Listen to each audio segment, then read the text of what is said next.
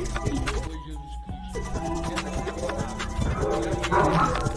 Ele é exposto, mas eu tô ficando chato. Aí você falou, sabe? Eu fiquei pensando que uma própria leitura de todo lugar é legal, é aprender, é coisa. É aquela humildade do cabelo, eu tô começando tudo isso. Vamos ver. Deu uma cortada no seu áudio, mas voltou agora. Que eu abri o outro aplicativo, ele dá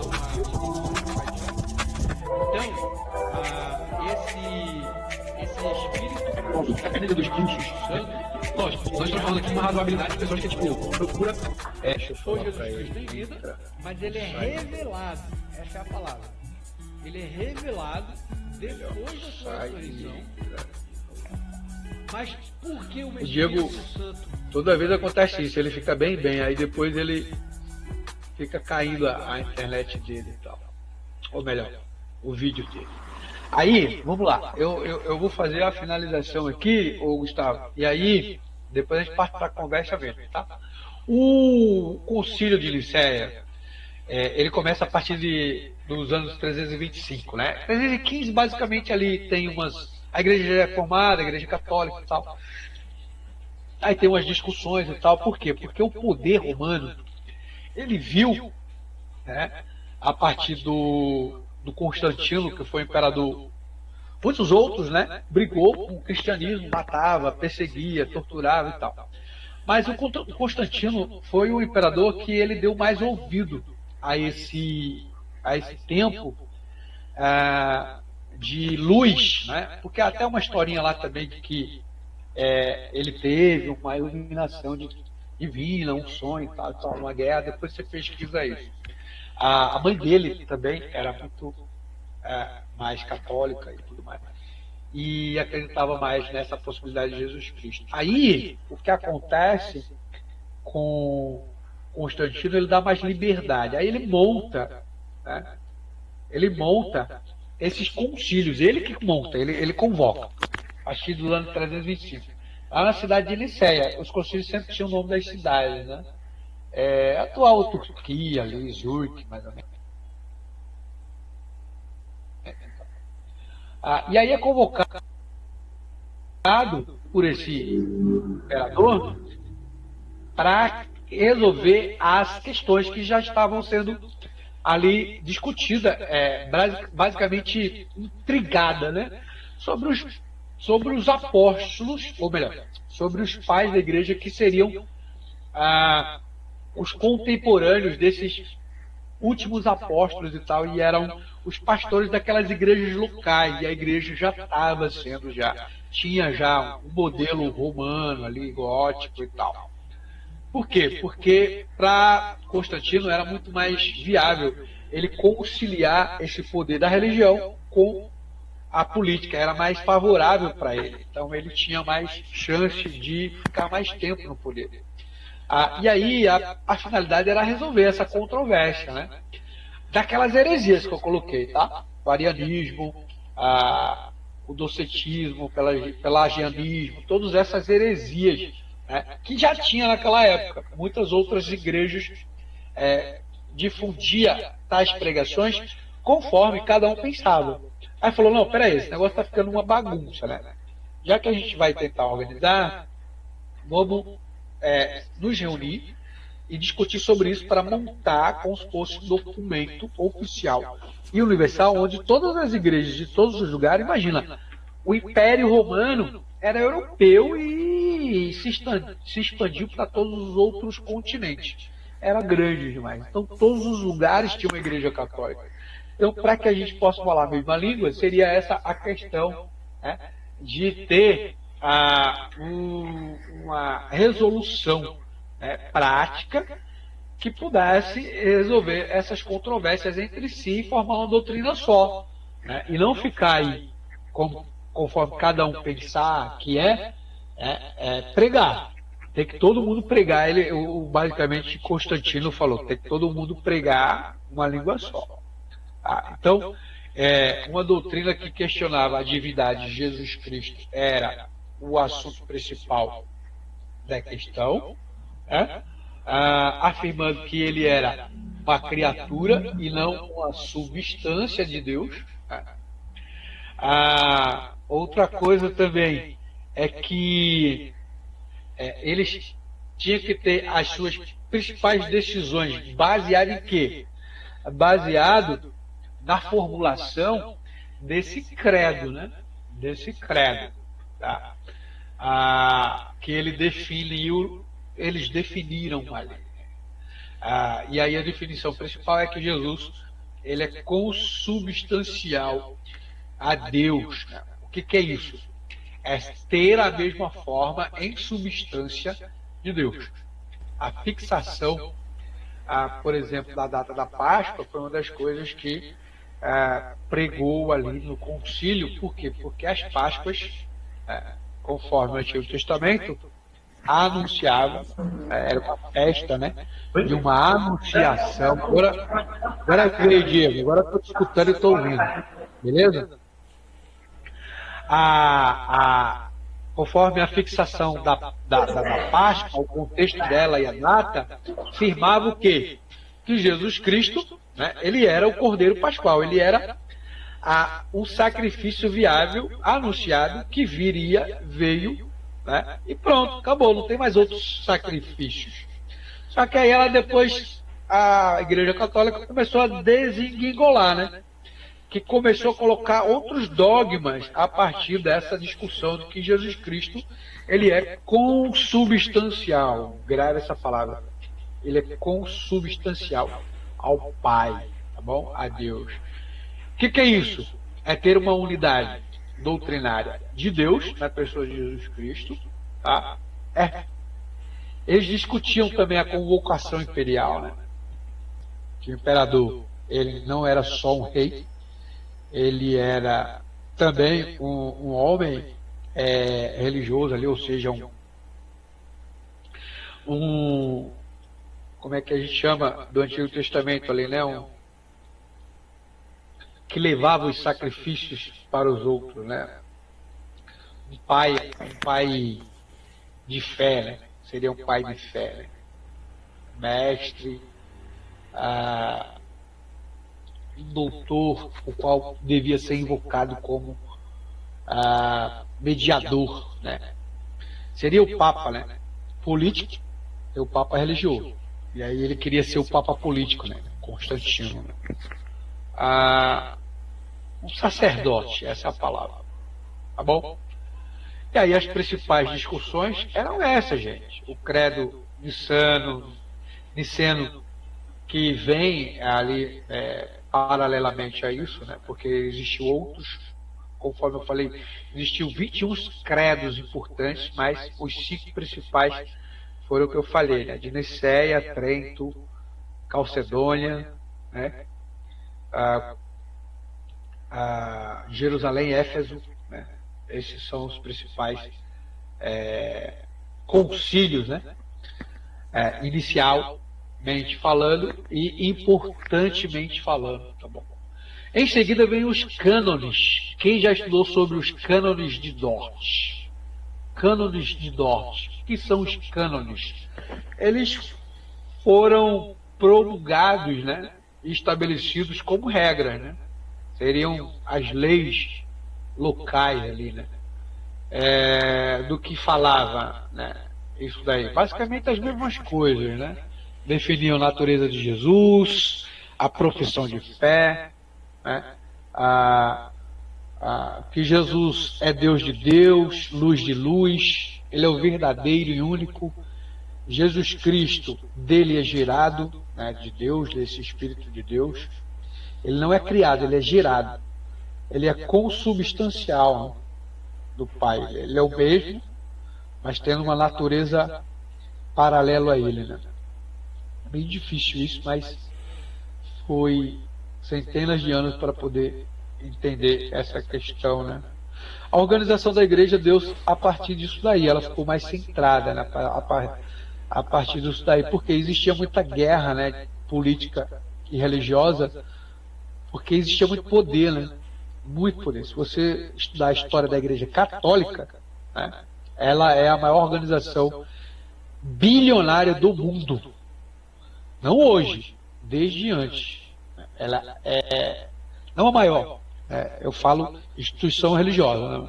Mas a maior que eu falo é uma das maiores, né? Que eu falo a nível financeiro, tá? Financeiro.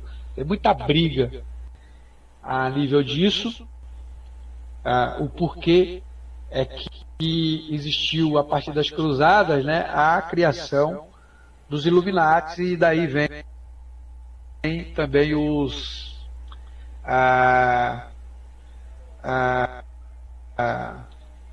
como que é, rapaz? Como que é aquele Diego que eu falei antes para você do que os pastores viram? É os rapaz, me fugiu agora.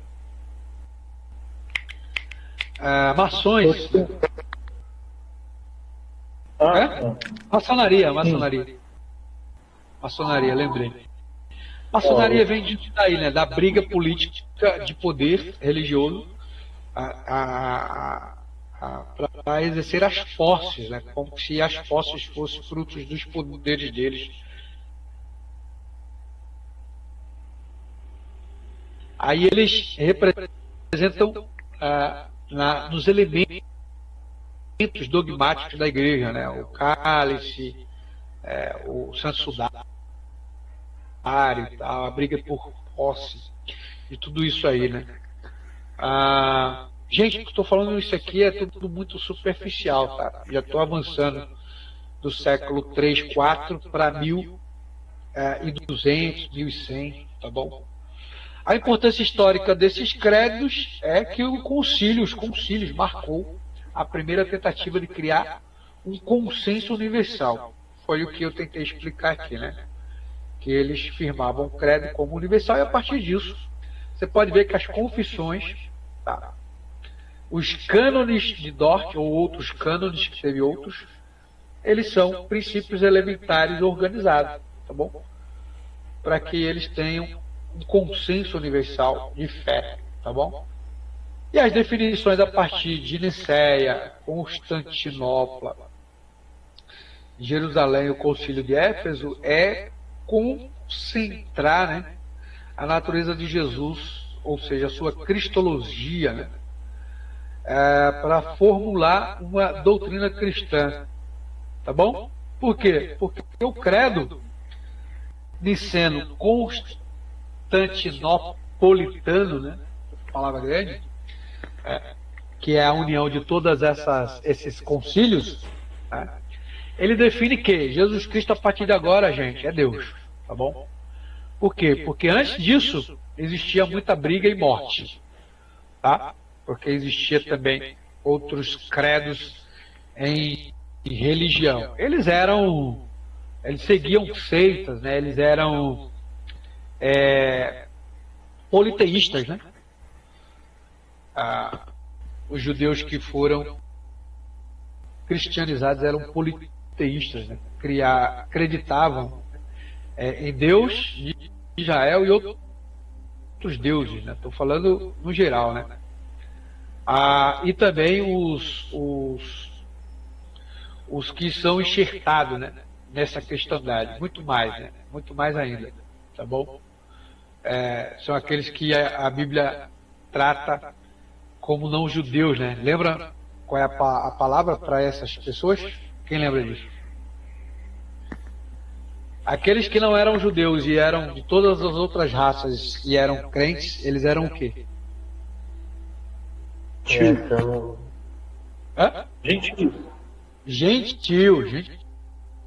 exatamente. Isso mesmo. Então, gentios eram um termo dado para quem não era judeu, era de qualquer outro credo e outra raça e também outra religião, e eram sendo ali enxertados e infiltrados nessa religião do judaísmo e do cristianismo, né? Mas por que essa briga gerou muita confusão? Por quê? Justamente porque o judaísmo e outras crenças greco-romanas não criam que Jesus Cristo era Deus, né? Então, muita gente morreu por conta disso, né? Brigando por isso, né? Muita gente morreu mesmo. Não estou nem falando dos mártires, tá? Não estou nem falando dos mártires. Estamos falando aqui de poderes políticos que exerciam a manipulação religiosa para poder manter aquele povo ali. Certo? Beleza? Agora a gente pode dar voz aí a vocês, e eu queria, enquanto Vou vocês fazer uma falam, pergunta novamente.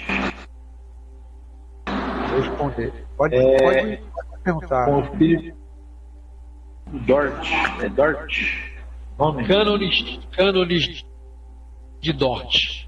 Anota aí pra você pesquisar. O tema central desse cânone de Dort foi sobre a questão da... Não. Os cânones de Dort seria basicamente uma confissão de fé da união de todos esses elementos que a gente vê nos credos, os concílios. Isso foi na Holanda. A gente já está falando de Idade Média para cá, é protestantismo, tá? Protestantismo. Não, isso se ocorre na Holanda, se não me engano, não é? Ah, você quer saber a origem? Isso, porque eu li sobre isso, se eu não me engano, se passa na Holanda. E aí discute sobre Agostinho, sobre as institutas de Calvino. Isso, as institutas de Calvino. E a discussão em que Armínio entra é uma extração agostiniana, tá? E aí a gente vê ali, basicamente, Holanda, Inglaterra, né? Esse concentrado do Ocidente cristianizado, né? Discutir essas questões do protestantismo, que era realmente uma adoção ao que Lutero fez e brigou por isso, né? E aí eles falaram, agora vamos discutir o nosso próprio credo, né? Pega a Bíblia e vamos esmiuçar ela e colocar as nossas confissões versus aos credos dos concílios, tá? Ou seja, eles criaram os próprios concílios, entendeu? Veja que a gente está falando de histórias de concílios de 1000 anos praticamente de diferença de tempo, tá? E aí bem perguntado, o Diego, qual que é a discussão dessa confissão de fé dentro da canonização dos Dortes? Leva esse nome porque, se não me engano, tem uma comparação ali com os cânones bíblicos que a igreja dos pais da igreja, a igreja católica, teve esse trabalho, né? E Dortes, porque seria uma união de docecismo, né? Docecismo, né? Se você pesquisar essa palavra, seria teologicamente uma composição, tá? Uma composição de regras bíblicas que a gente vai unir e a gente vai chegar num consenso. Aí você tem a Tulip, lembra da Tulip? Sola fide, sola gratia, sola palavra, sola pai. Então, esses 5 é a união desses Dortes todos. Se você pegar os Dortes, tem vários pontos. Vários mesmo. Coloca aí para você pesquisar Confissão de Fé de Westminster. Westminster é o nome do lugar, tá? Isso dá-se em 1643 a 46. Eles passaram 3 anos discutindo isso. Westminster é W-E-S-T, Minster. Minster de mestre, né? Minster. West, de Westlake, ou West ponto regional, junto com Minster, Westminster. É o nome do lugar mesmo, tá bom? Confissão de Fé de Westminster. Pronto, você vai descobrir tudo sobre os Dortes e tal. Eles discutiam sobre a origem, sobre o propósito da Bíblia, a origem de Deus, a origem de Jesus Cristo, né? A base da doutrina, a autoridade. Lembra aquela coisa que eu falei, Diego? A Bíblia ela é autoridade, mas ela não é explicativa por si só. Por isso confundia muito os outros. As pessoas pregavam, e como prega até hoje, né? Textos, e viajava e colocava ali, né, uma ideologia dentro de um texto que era histórico, simbólico e tal e tal. E estamos falando de Idade das Trevas, né? Quarto século, quinto século. As pessoas não eram alfabetizadas. A maioria não. O Império Romano nem queria que elas fossem. Elas não liam, não tinha Bíblia para ninguém. Só quem tinha era os bispos, né? Apostólicos. E outro detalhe também. Nos concílios foram definidos também quem poderia ler a Bíblia na missa. Tá? Não poderia ser um presbítero, não poderia ser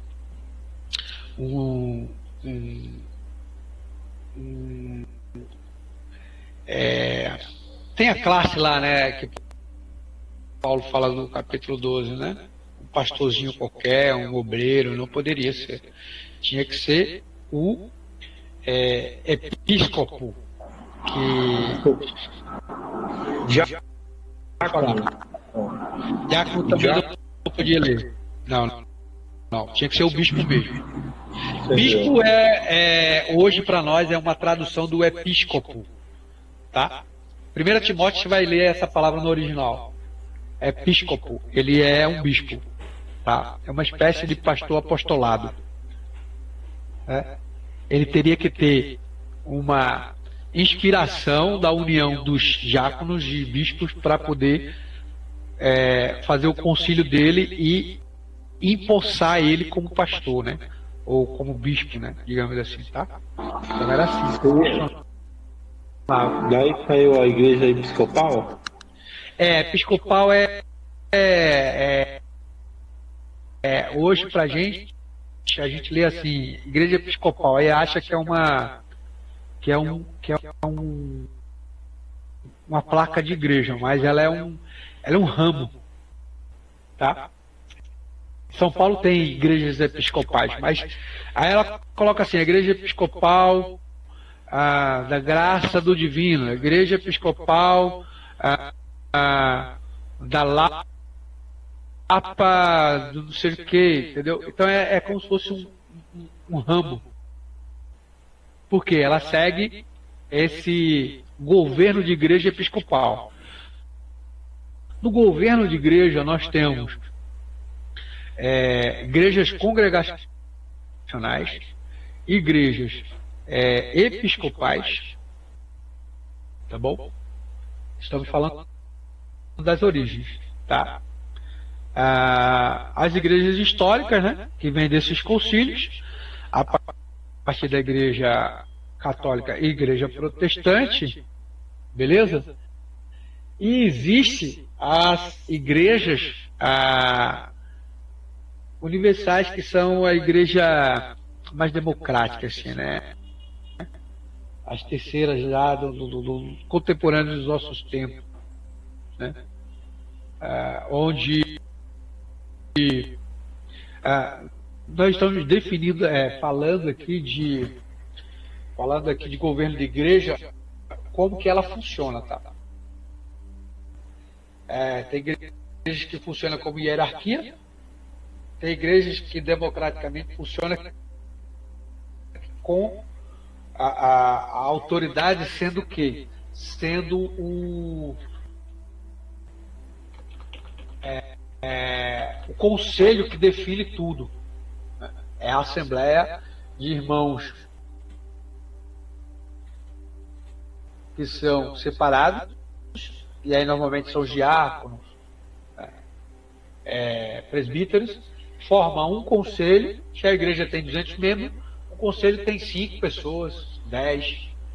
E esse conselho define, através de um concílio próprio ali, são reuniões e tal, o que os planos da igreja, né, financeiramente, e também sobre também o seu estatuto interno, tá? E aí eles levam esses assuntos para as assembleias. Esse é um plano de governo de igreja episcopal e congregacional, tá bom? Os outros são hierárquicos. Tem ali o pastor principal, 2 ou 3 que são submissos a eles, e é o que eles definem, pronto. Entendeu? Porque eles fundaram aquela igreja e tal. Então, a igreja em si, o conselho, os membros, não tem muito poder de voto, não. Entendeu? Aí uma única curiosidade que a gente tem é que a democracia, nesse modelo, né, de votação, de assembleia, de conselho, leva isso para a lei, né, da justiça mesmo humana, né, a lei dos estatutos, de constituições de países. Isso começa a partir da Inglaterra, nos Estados Unidos, e de onde ele extrai esse modelo? Das primeiras igrejas dos primeiros séculos. Concílios era uma forma democrática de chegar num consenso no que eles acreditavam. Então era um conselho de líderes que reuniam-se por anos e várias vezes, democraticamente. Cada um tinha como um advogado o tempo de ir lá defender a sua tese e tal. Eu estudei nesse versículo, nesse texto, que Jesus Cristo é Deus por isso, por aquilo, porque o texto tal diz isso, aquilo outro. E eles passavam horas fazendo a defesa da sua tese. Aí essa era contrariada com outra defesa de outro. Imagina, não eram vários bispos apresentando as suas teses naquele conselho ali de várias pessoas de muito tempo. Então isso durou muito tempo. Aí, da onde vem basicamente uma democracia cristã, né? Onde as igrejas históricas congregacionais e episcopais são ordenadas e lideradas por esse plano de governo, né? Por isso que a gente tem que perceber que a reforma ela seguiu muito o modelo realmente cristão mesmo, cristão. Onde a gente vê esse modelo na Bíblia? Quem lembra disso? Vou dar uma dica aí que é o primeiro concílio, né? Está na Bíblia ali. O primeiro concílio da Bíblia tá lá na Bíblia. foi o de Jerusalém, não foi? Mas está onde lá? Em que livro? Minha Bíblia está lá no meu quarto, mas está lá em Atos. Atos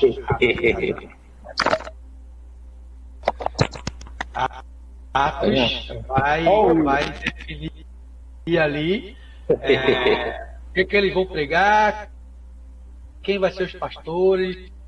Então eles reuniram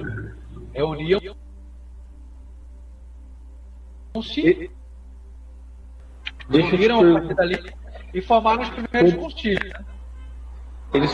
Inclusive, se eu não me engano, esse concílio que eles tiveram lá foi para falar sobre o que os cristãos podiam comer sangue ou não. Foi sobre outras coisas que eles falaram. São questões secundárias, tá bom? Do cristão ter uma esposa só. Isso, exatamente. O ato sexual, essas coisas assim. Mas por quê? São atos secundários. São pontos secundários dos concílios. E aí, por isso que chama, né, concílios de Constantinopla, porque foram organizados nesses períodos em diante ali naquela região, né? E aí eles foram mais liberados, né? Foi legalizado, né, o cristianismo, ou seja, a reunião de cultos abertos, né, livres, né? E tinham muitos cultos abertos mesmo, ao ar livre mesmo, nas praças, nas ruas e tal. E aí a questão visível do cristianismo eram os milagres, né? Há muitas histórias, Flávio Josefo descreve uma grande parte do seu compilado de pesquisa que os primeiros cristãos judeus descreve muitos milagres nessas primeiras reuniões da primeira igreja histórica de Atos, né? Que eram nas praças, né? Era muito aberto, né? Em sítios de grandes donos de fazenda que dava os seus patrimônios, né? Para poder oferecer os cultos do cristianismo ali. E aí eles ficavam às vezes horas, noites todas, né? O dia todo, né? Não era um show da fé, era um milagre da fé mesmo.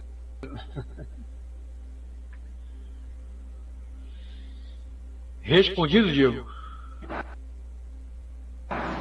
Sim, respondido. E, Já foi um tempinho assim, né? Um tempinho, alguns meses ali atrás que eu tava lendo direto, né? Na Bíblia, aí depois que comecei a ler os livros, eu dei uma pausa só nos versículos, salmos e provérbios. beleza, eu acho que a gente pode terminar. Guilherme tem alguma pergunta em relação até aqui, essa questão que a gente apresentou dos créditos e tal. Deu para dar uma clareada aí em como você consegue enxergar o credo hoje, os concílios, os cânones.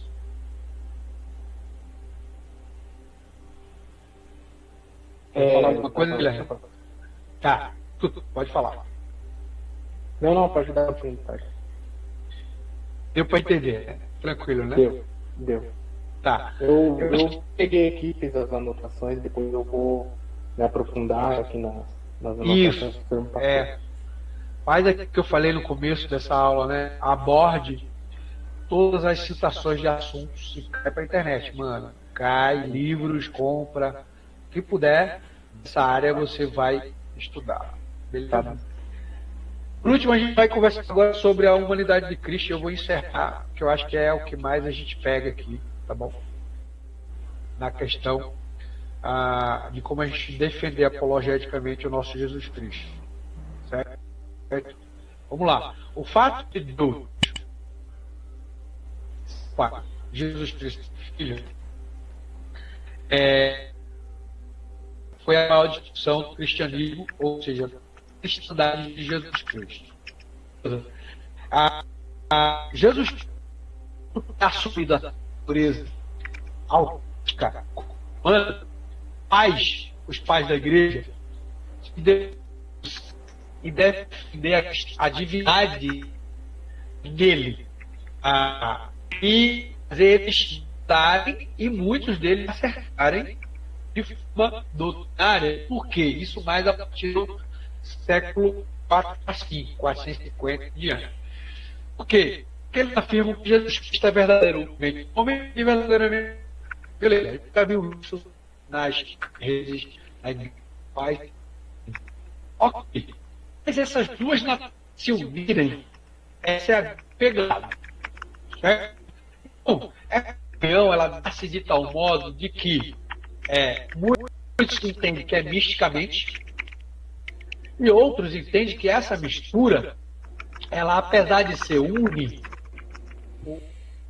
unificada, né, ela tem uma separação, uma divisão de que a natureza de Deus tem atributos que a natureza de Jesus Cristo tem, porém são aplicadas de forma diferente. Então, a verdadeira humanidade de Jesus Cristo tem um sentido principal de ter as duas naturezas. A verdadeira natureza de Pai, que é Deus, tem o verdadeiro significado de ser a natureza primévua, ou seja, uma só, única, que gera, né?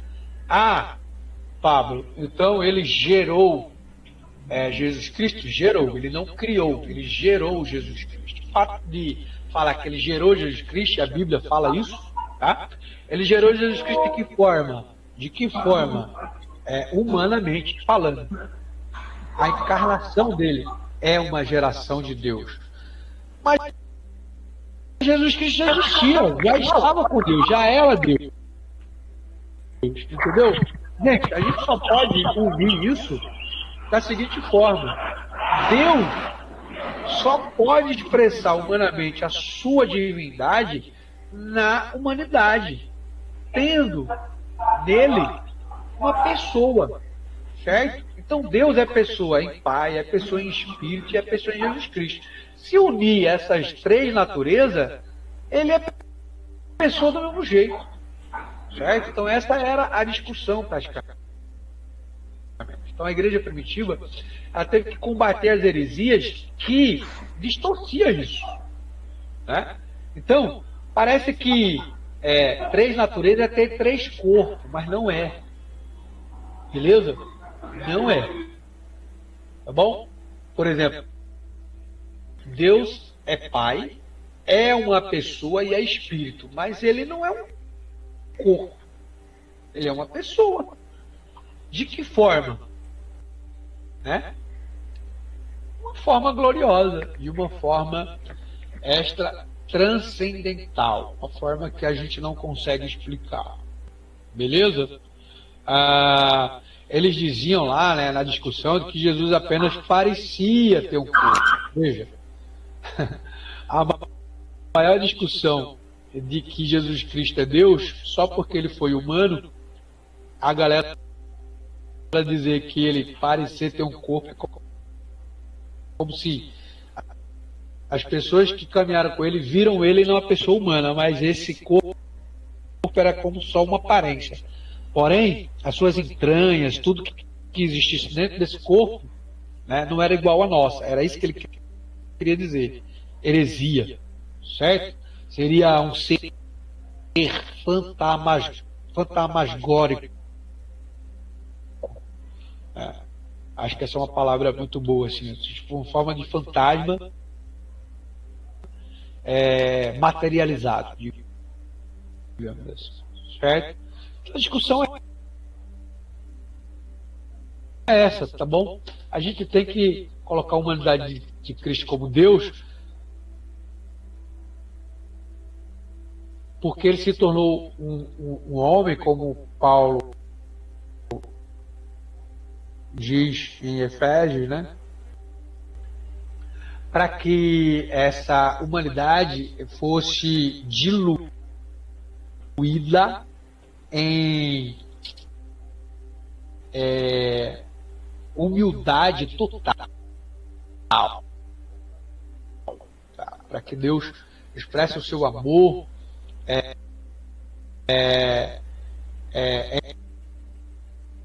em justiça e perdão ao mesmo tempo. Uma justiça que salva, cria,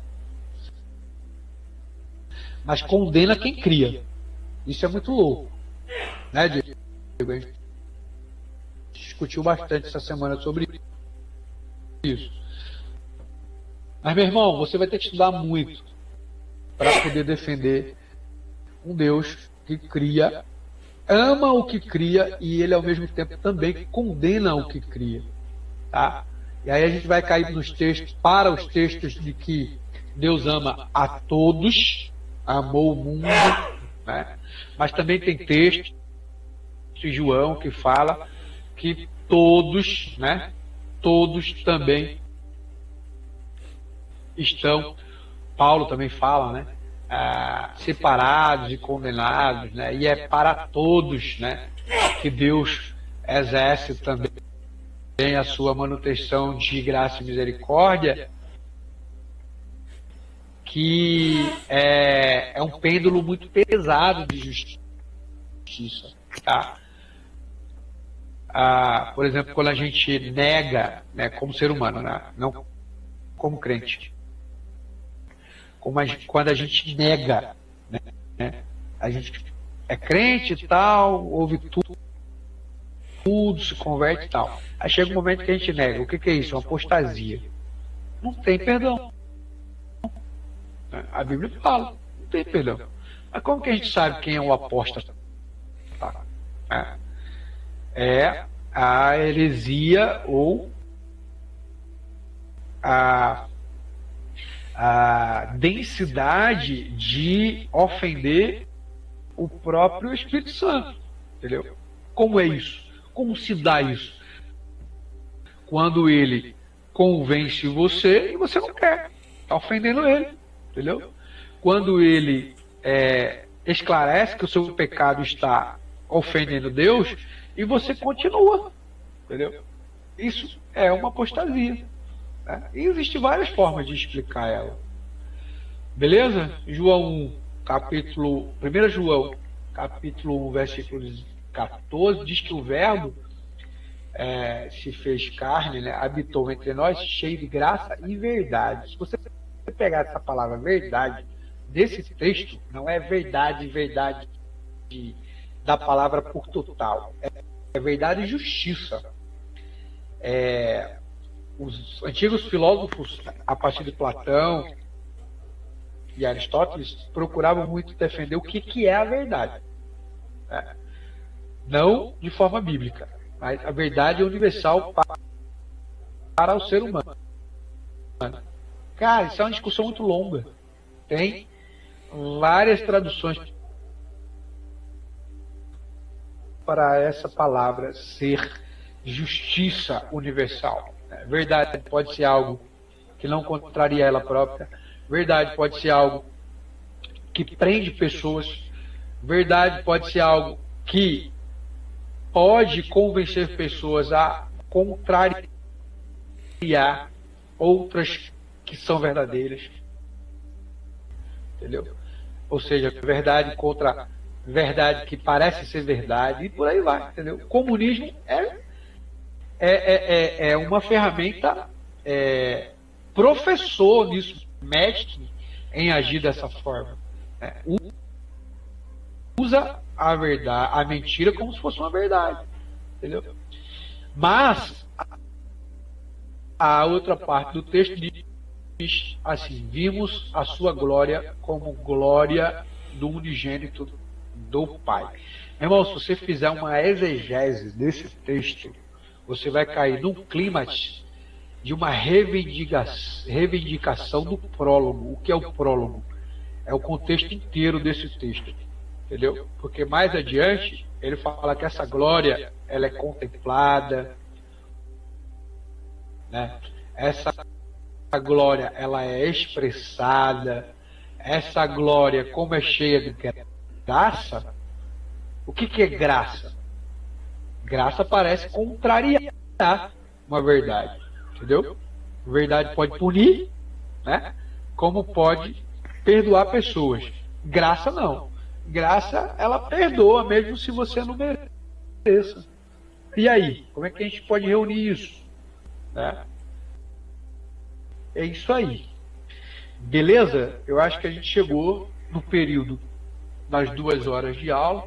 Parece longa, mas tem muito assunto para a gente pesquisar e estudar. Certo?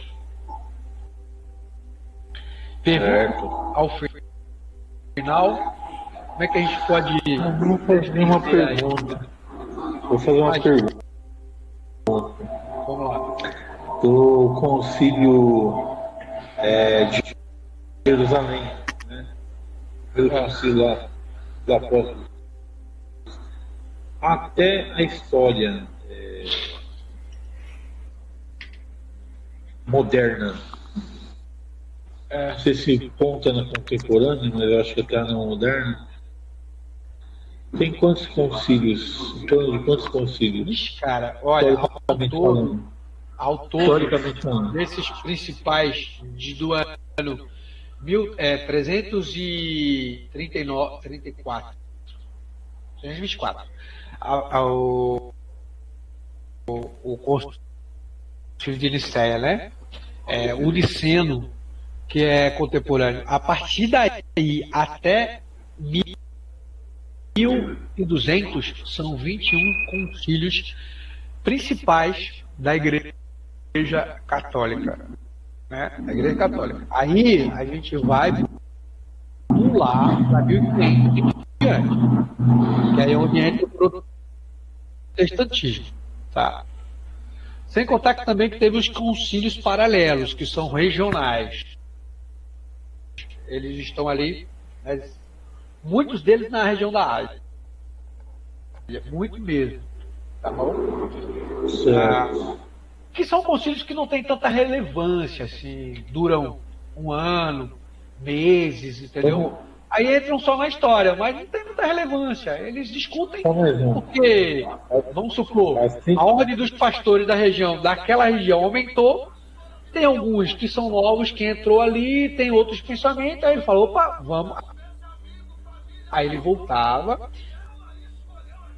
reunia a galera para não ficar deixando surgir muitas heresias, entendeu? Aí eles faziam esses concílios.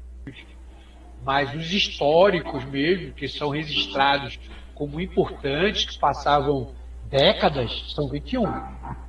Aí você vai pesquisar aí, porque de cabeça aqui eu não vou ter tudo. Para completar a pergunta, que faz parte da pergunta, o último concílio, historicamente falando.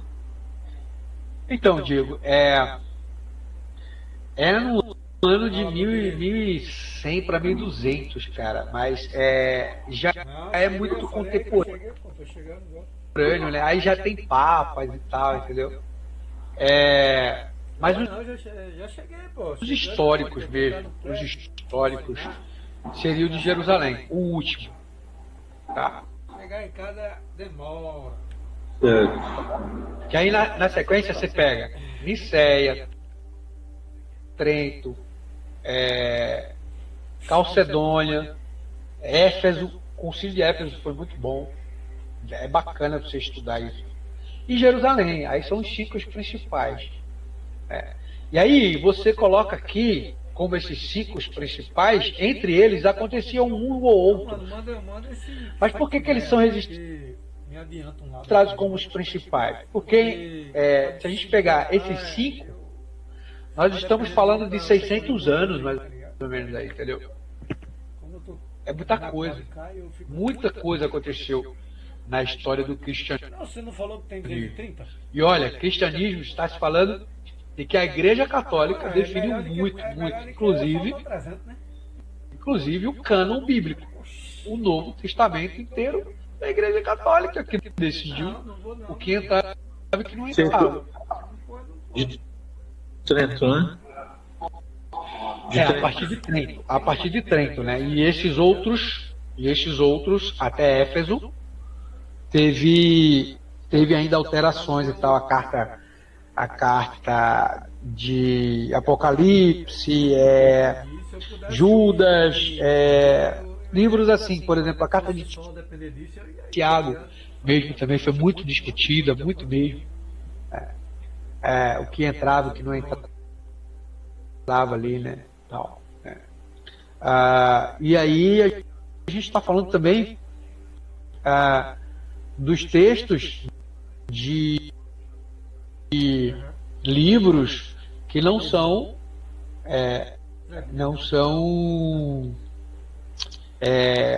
são canonizados, mas não são inspirados, né? Lembra quais são os livros? Ou o nome deles? Os apócrifos. Livros apócrifos. Isso. Tá Edith, Macabeu, Baruque, Sabedoria de Salomão. Então imagina quantos tempos que eles tinham para poder definir o que era, o que não era, entendeu? Então, levou muito mais tempo por isso, né? Por isso. Por quê? Porque existiam muitos registros mesmo de testemunhas de pessoas que andaram com Jesus.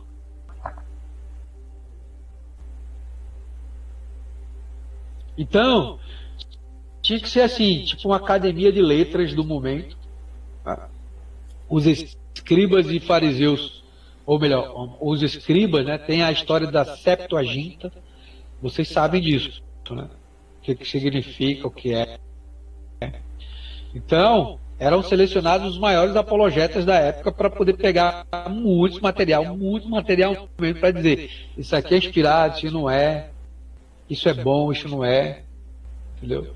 A diferença de você entender o que é canonizado ou não é porque os livros do Novo Testamento, né, que não são católicos, eles não falam, por exemplo, de visões, ocultismo, culto aos mortos, entendeu?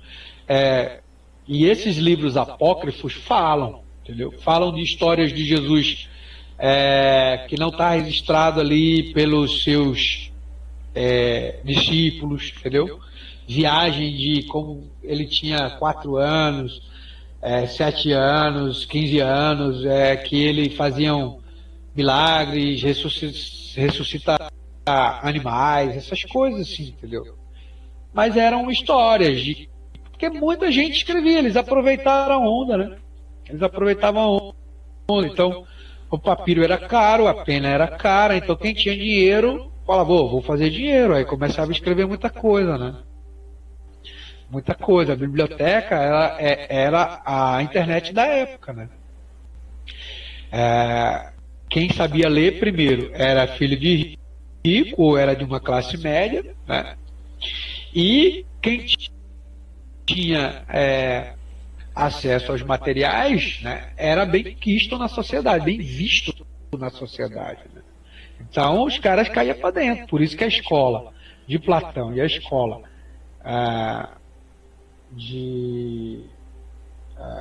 do aristotélica, né, de Aristóteles, teve muito adepto, né, muito mesmo.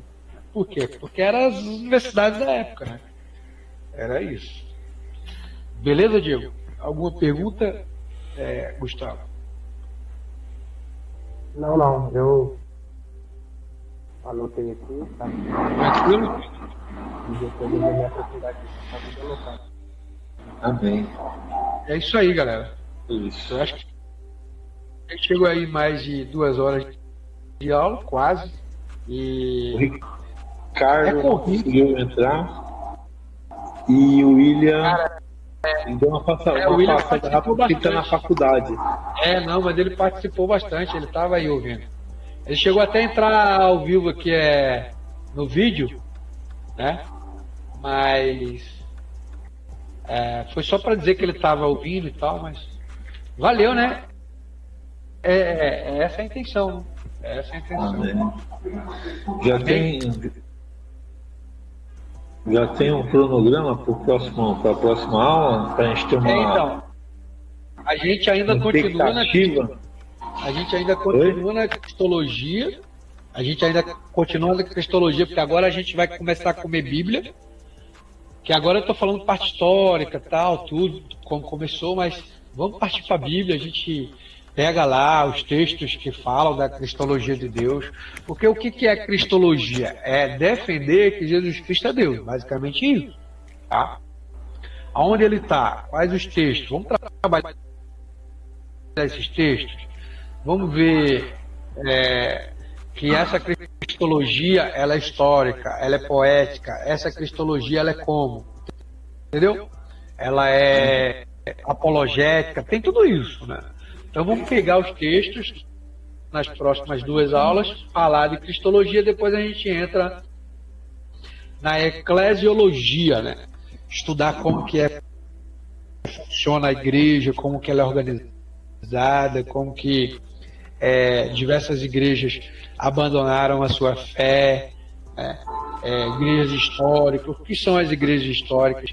Eu aconselho você pegar a internet aí e colocar, vou fazer um estudo de história da igreja.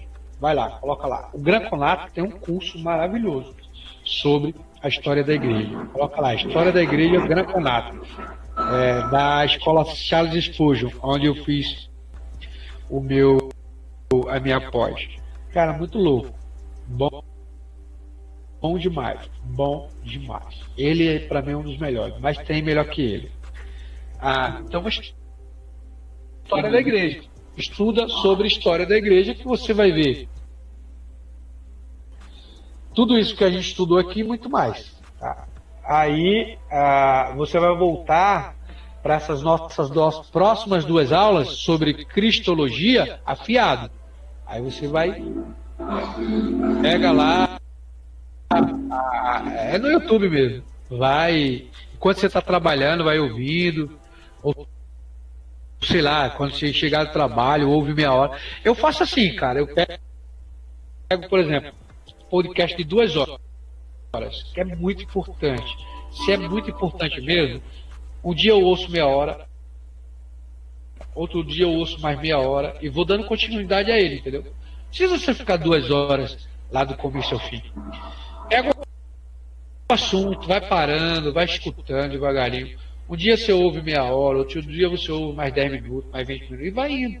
Sempre dando continuidade, entendeu? Aí você vai ouvir de forma assim, concisa, veementemente,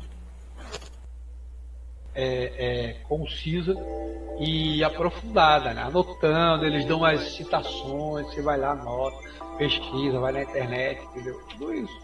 Essa é a forma de você estudar teologia e outras matérias mais. Amém. Beleza? Tranquilo? O Diego faz uma oração rápida, daí a gente termina. Amém.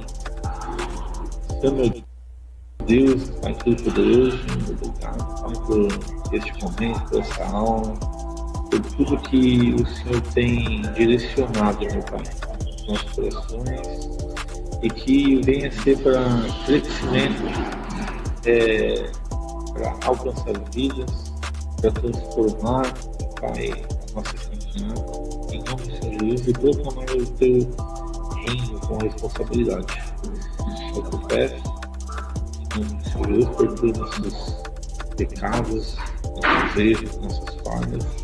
Nos ajuda, meu Pai, a continuar no Teu propósito, na Tua vontade, no Teu querer. Eu te peço, em nome de Jesus. Amém. Amém.